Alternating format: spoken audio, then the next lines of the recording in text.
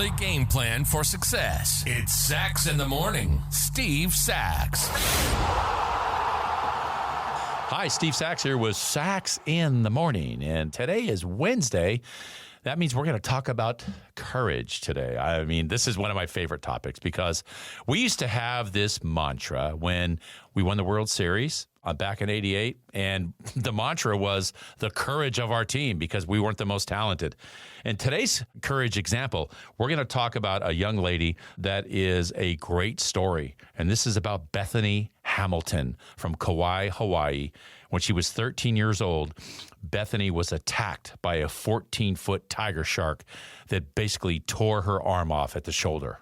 Here's this young girl, 13 years old, out on her surfboard like she probably had done, millions of times.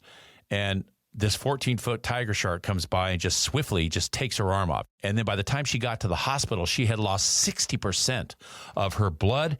And thank goodness that one of her friend's fathers had applied a tourniquet and was able to mitigate it where she had only lost 60% of her blood. If it had not been for the tourniquet, she wouldn't be here. But by the time she got to the hospital, she went into a hypovolemic shock and nearly died.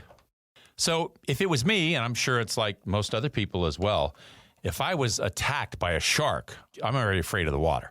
But I mean, if I'm attacked by a shark, there is no chance I'm going back in there. But this young lady had some gumption. She had a lot of courage, if you want to use that word, because 26 days after she was attacked, she was back in the water surfing. And 6 weeks after that, she entered into her first major surfing competition. So when you're talking about somebody that is going to be undaunted, somebody that is not afraid, Bethany Hamilton certainly carries the flag for that. So as a 14-year-old, she wrote a book about her experience, and she became a best-selling author. That book became a movie. And today she's a speaker.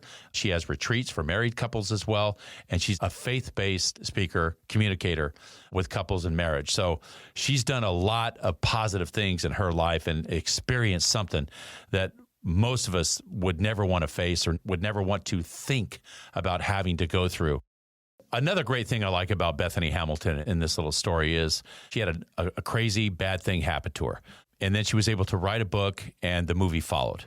But she didn't just stop there. As I said, she went on to do great things. She's a speaker. She works with couples and marriages. She went on to marry, and she has 3 beautiful children that her and her husband are raising. So she went on to claim a sense of normalcy in her life and not just try to stop and say, well, this is what the world has thrown at me, and I'm going to stop right here. She kept going, kept evolving, and kept learning as a person.